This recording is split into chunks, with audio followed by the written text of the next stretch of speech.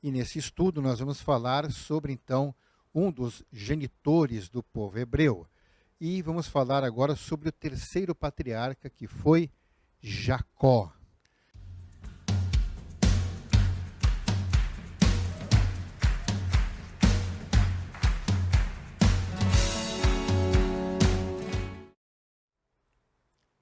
Shalom. Bem-vindos a mais um estudo da Torá, que é apresentado pela congregação Beit Mashiach. Nós sempre procuramos trazer um assunto que seja relevante para o nosso contexto judaico-messiânico. Nós estamos agora falando sobre os patriarcas, e nesse estudo nós vamos falar sobre, então, um dos genitores do povo hebreu. E vamos falar agora sobre o terceiro patriarca, que foi Jacó. Nós vamos dividir esse estudo em duas partes, porque a sua biografia é um pouquinho maior. Bem, sabemos que Isaac casou-se com 40 anos de idade e a sua mulher Rebeca era estéril. Contudo, para que se cumprisse a promessa que o Eterno tinha feito com Abraão, de fazer dele uma grande nação, seria necessário que seu filho tivesse descendentes. Assim, um milagre aconteceu e a sua esposa engravidou, conforme o texto de Gênesis, capítulo 25, versos 24 até o 26, que diz assim: Ao chegar a época de dar à luz, confirmou-se que havia gêmeos em seu ventre. O primeiro a sair era ruivo, e todo o seu corpo era como um manto de pelos. Por isso lhe deram o nome de Esaú. Depois saiu seu irmão, com a mão agarrada no calcanhar de Esaú, pelo que lhe deram o nome de Jacó. Tinha Isaque 60 anos de idade, quando Rebeca os deu à luz. O Eterno dissera para Rebeca que um dos seus filhos gêmeos, o mais velho, serviria o mais novo. Em uma sociedade onde o primogênito sempre tinha preferência em tudo nas famílias, a promessa era uma quebra de direitos. Assim, a mãe dos meninos guardou a revelação no coração. Sendo gêmeos, a diferença de tempo entre o nascimento de ambos era pequena. E no caso desses meninos, foi quase uma sequência de alguns instantes, pois Jacó já nasceu segurando o calcanhar do seu irmão. Mas, para os presentes no parto, Esaú nasceu primeiro, e isso é o que interessava. E os anos se passaram. Em Gênesis 25, verso 27, diz o seguinte: Os meninos cresceram. Esaú tornou-se caçador habilidoso e vivia percorrendo os campos, ao passo que Jacó cuidava do rebanho e vivia nas tendas. Esaú era aventureiro, arrojado e destemido, mas Jacó era dedicado ao cuidado do rebanho. Consequentemente, ele permanecia mais próximo com a família. Jacó, na verdade, não levava uma vida exatamente doméstica, como muitos pensam. Cuidar do rebanho era uma tarefa cansativa, tanto no contato direto com os animais, quanto administrando os servos em suas tarefas. A diferença entre ele e o seu irmão é que, no final do dia, Jacó estava na tenda com a família, enquanto seu irmão, com frequência, Esaú, saía para caçar, então ele ficava longe, pelo campo, andando por lá. Esaú tinha pouco apreço às regras sociais. A sua atitude demonstra que ele dava atenção apenas ao que acontecia no presente da sua vida. Vamos ver aquele exemplo importante de Gênesis 25, dos versos 29 ao 34, que diz assim: Certa vez, quando Jacó preparava um ensopado, Esaú chegou faminto, voltando do campo, e pediu-lhe: Dê-me um pouco desse ensopado vermelho aí, estou faminto. Por isso também foi chamado Edom, que é vermelho. Respondeu-lhe Jacó: venda-me primeiro o seu direito de filho mais velho. Disse Esaú: estou quase morrendo, de que me vale esse direito? Jacó, porém, insistiu: jure primeiro. Então ele fez um juramento, vendendo o seu direito de filho mais velho a Jacó. Então Jacó serviu a Esaú pão com ensopado de lentilhas. Ele comeu e bebeu, levantou-se e se foi. Assim, Esaú desprezou o seu direito de filho mais velho. Bem, não sabemos se Jacó tinha uma aptidão de chefe no seu tempo. Apenas sabemos que, em um evento oportuno, ele estava fazendo um ensopado com lentilhas vermelhas, bastante apetitoso aquele ensopado. O seu irmão deve ter passado um tempo caçando e provavelmente não pegou nada, tendo-se cansado e passou fome até o seu retorno.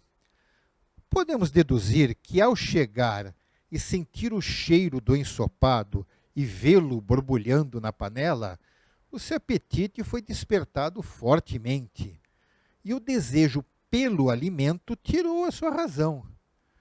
Podemos concluir que a frase que ele usou, estava quase morrendo de fome, foi um pouco exagerada, pois se estivesse neste ponto, ele estaria sendo carregado pelos seus servos e não poderia nem andar de tão fraco. Mas não estava nessa condição. Jacó percebeu uma oportunidade de fazer cumprir a profecia que a sua mãe havia recebido muitos anos antes e, ardilosamente, lançou a proposta de trocar o seu ensopado pelo direito da primogenitura. Direito esse que não garantia apenas a herança dos bens da família, mas também o direito da primazia sobre o nome da família, coisa com que Esaú não se importava. Ou seja, ele trocou todas estas coisas somente pelo prazer de comer enquanto estava faminto. Mas, uma vez satisfeito, acabou-se o prazer e ele saiu sem o seu direito.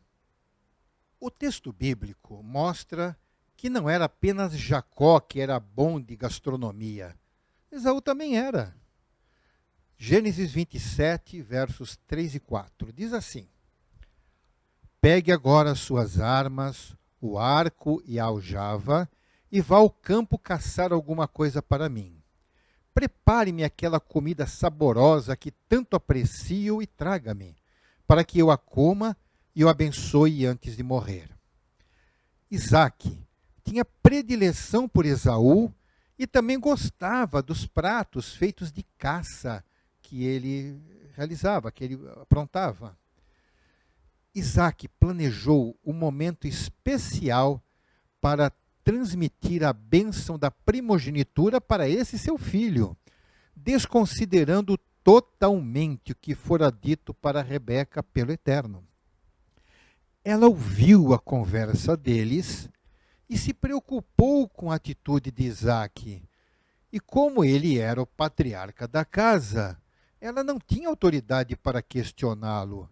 Sendo assim, ela tramou junto com Jacó para que as coisas acontecessem de forma diferente do que foi planejada pelo seu marido. Visto que ela raciocinou que, devido à visão fraca do ancião e das circunstâncias especiais do momento, as coisas poderiam ser revertidas. Assim, Rebeca e Jacó enganaram Isaque. E assim foi formalizada a transferência da primogenitura de Esaú para Jacó diante do Eterno. Esaú recebeu a notícia do que Jacó tinha feito. Então nós vemos em Gênesis 27, versos 35 ao 37, assim: mas ele respondeu: seu irmão chegou astutamente e recebeu a bênção que pertencia a você. E disse Esaú: não é com razão que o seu nome é Jacó? Já é a segunda vez que ele me engana. Primeiro, tomou meu direito de filho mais velho e agora recebeu a minha bênção. Então perguntou ao pai: o senhor não reservou nenhuma bênção para mim? Isaque respondeu a Esaú: eu o constituí senhor sobre você e todos os seus parentes tornei servos dele. A ele supri de cereal e de vinho. Que é que eu poderia fazer por você, meu filho? Esaú, na verdade, não foi enganado na primeira vez.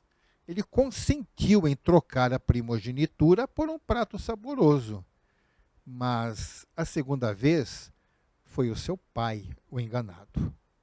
Não podemos dizer de forma alguma que toda essa trama foi planejada e ordenada pelo Eterno, mas podemos sim afirmar que o Eterno usou toda essa falha humana para que a sua vontade fosse cumprida.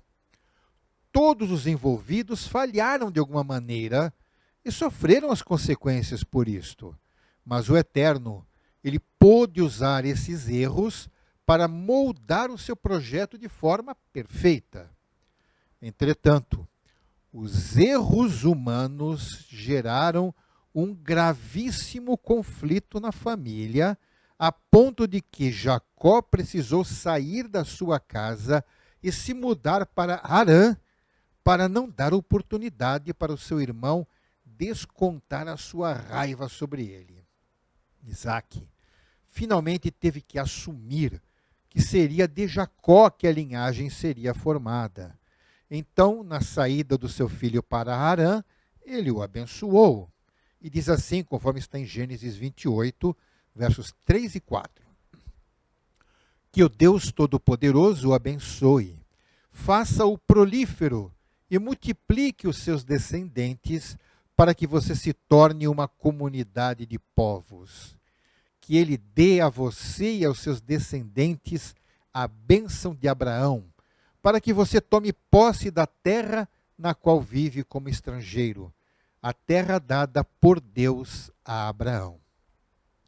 Então agora começa a jornada de Jacó. Já Isaque e a sua esposa voltam para sua tenda e seguem a vida sem poderem acompanhar o que iria se passar na vida do seu filho. Depois de iniciada a sua jornada, Jacó teve a sua primeira experiência de ouvir o Eterno falar.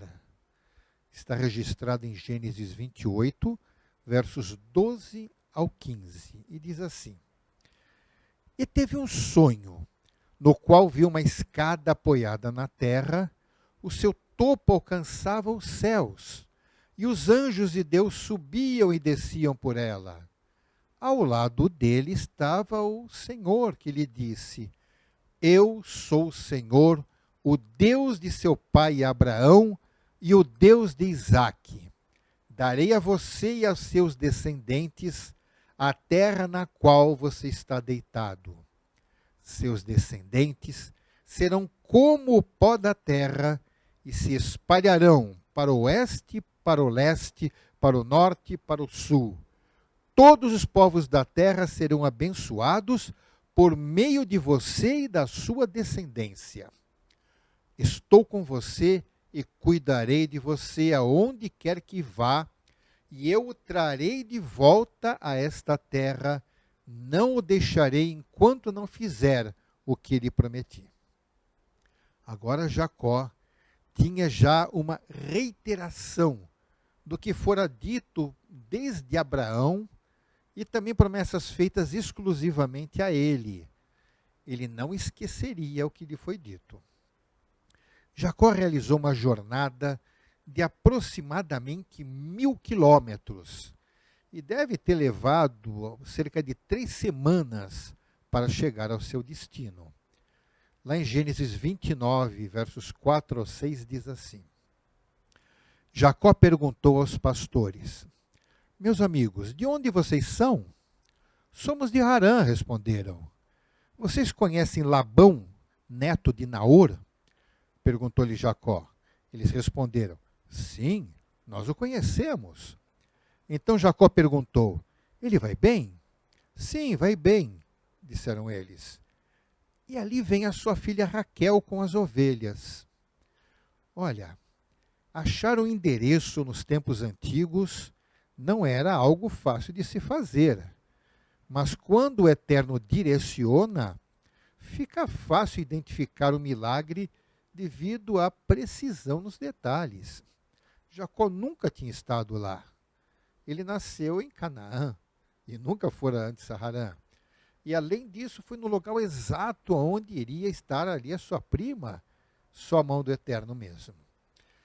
Dentro do propósito do Eterno, a ida de Jacó à casa de Labão era necessária para que ele fosse tratado aonde ele precisava ser. Logo, ele experimentou o que é ser enganado com artimanhas, pois, da mesma forma como ele experimentou o engodo que fez o seu pai 7 anos antes, ele já estava 7 anos trabalhando ali pela sua esposa, ele experimentou o que ele tinha feito com o pai dele. Agora o seu sogro o iludiu, trocando as filhas no seu casamento.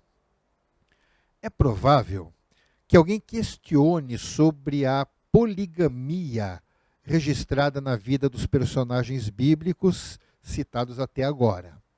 Pois bem, temos vários pontos a considerar sobre este tema.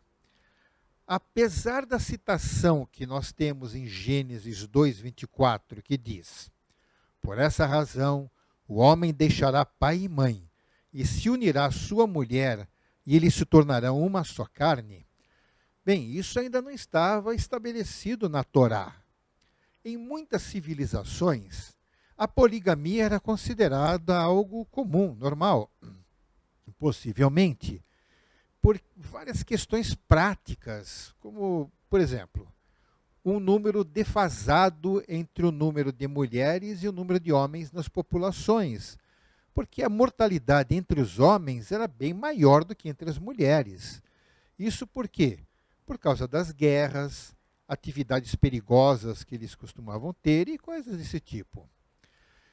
Isso não é evidência de que o Eterno aprova esta prática da poligamia, mesmo porque o relacionamento familiar entre os adeptos à prática é sempre citado premiado de conflitos e até tragédias. Somente com a vinda do Messias é que certos paradigmas foram elucidados, começando pelo tema do divórcio, conforme Mateus 19, verso 8, que diz assim: Yeshua respondeu: Moisés lhes permitiu divorciar-se de suas mulheres por causa da dureza do coração de vocês. Mas não foi assim desde o princípio. Esta mesma frase pode ser aplicada à poligamia, pois o primeiro exemplo de família foi dado por Adão. E ele teve apenas uma esposa. Mas, olha, foi só na 5ª geração depois de Caim que houve o primeiro caso de poligamia. Está em Gênesis 4, verso 19. Diz assim: Lameque tomou 2 mulheres, uma chamava-se Ada e a outra Zilá. A isso, o Messias deixou definida qual era a posição inicial do propósito do Eterno. Lá em Mateus 19, versos 4 a 6, diz o seguinte: Ele respondeu: Vocês não leram que no princípio o Criador os fez homem e mulher e disse: Por essa razão o homem deixará pai e mãe e se unirá à sua mulher e os dois se tornarão uma só carne. Assim, eles já não são 2, mas sim uma só carne.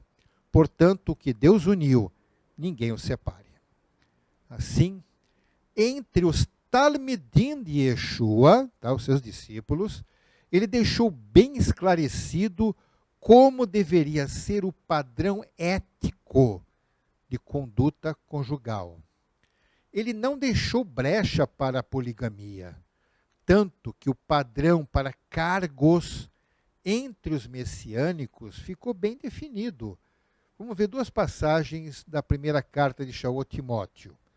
A primeira é no capítulo 3, verso 2, que diz: é necessário, pois, que o bispo seja irrepreensível, marido de uma só mulher, sóbrio, prudente, respeitável, hospitaleiro e apto para ensinar.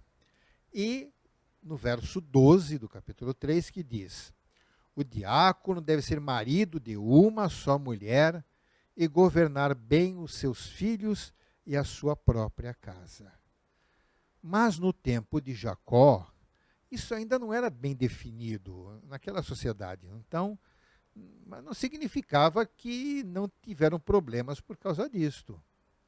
Após vários eventos, nem todos agradáveis, Jacó acabou negociando com seu tio para trabalhar como pagamento pelo dote para se casar com as suas primas, filhas de Labão, mesmo que a princípio só quisesse se casar com Raquel. O relacionamento entre eles ficou estremecido com o passar dos anos, mas prevaleceu o que o Eterno havia dito, e após 20 anos de convívio, finalmente Jacó pode voltar para sua terra.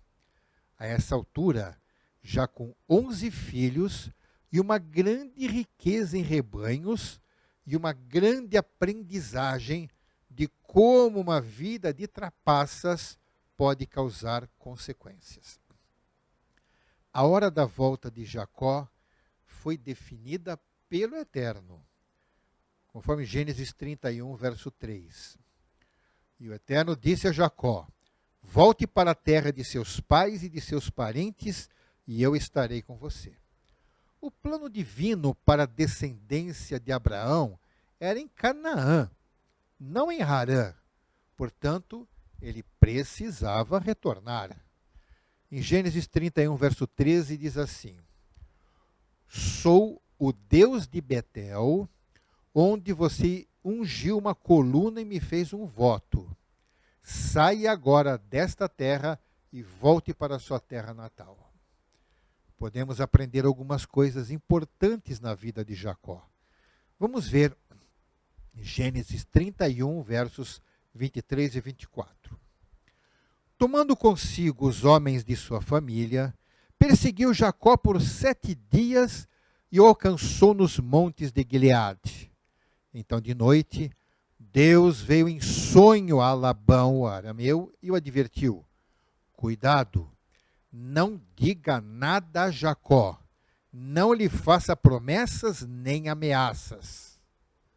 Quando é do propósito do Eterno, ele pode até mesmo falar com ímpios, independentemente de eles crerem ou não, pois o que importa é o resultado do seu plano. Disse Labão, lá em Gênesis 31, 29, assim: tenho poder para prejudicá-los, mas na noite passada, o Deus do pai de vocês me advertiu: cuidado, não diga nada a Jacó, não lhe faça promessas nem ameaças. Mesmo que Labão tivesse concluído que o Deus de Jacó fosse apenas mais um Deus dentre os que ele conhecia, o que importou foi que ele entendeu que não poderia desobedecer a esse Deus que era poderoso. Falou com ele. Jacó conhecia muito bem o meio aonde ele morava.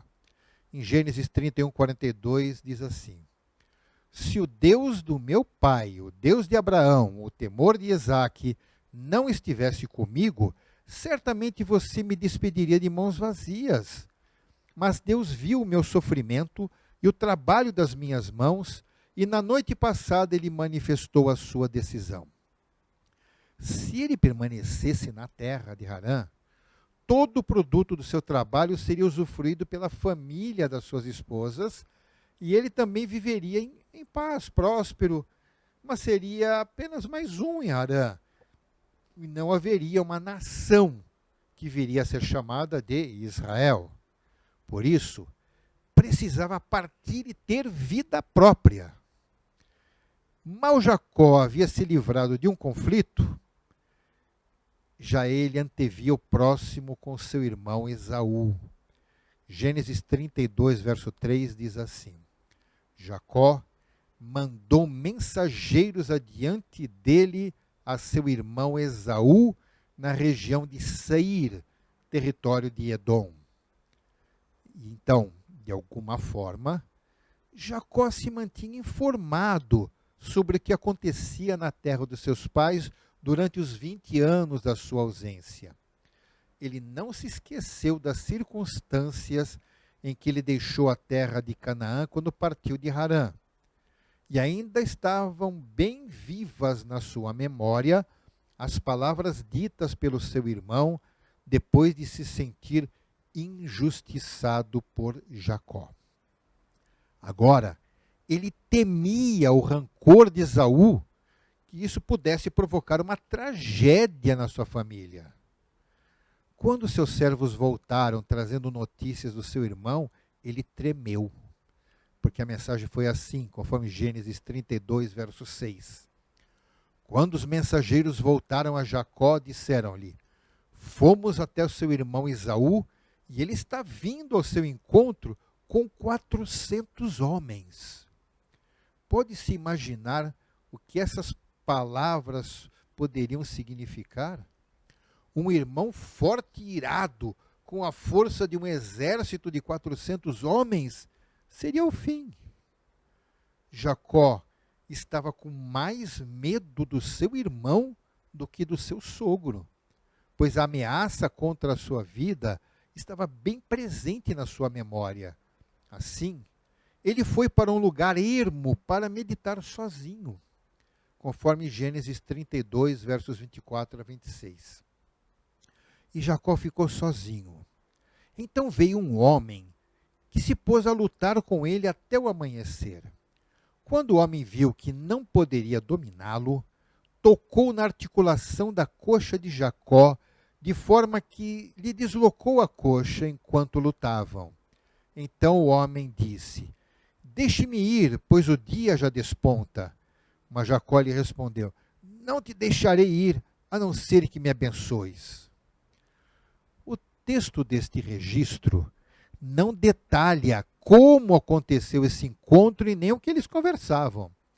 Mas esse homem que foi conversar com Jacó acabou discutindo com ele.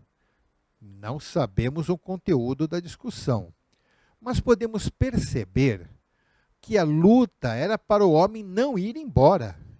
Fica claro que Jacó identificou um ser divino nesse homem.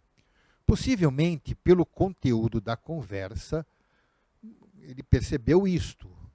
Mas o desejo de ser abençoado na situação que ele se encontrava era tão intenso que ele não mediu consequências e partiu para a força física para impedir a saída do homem.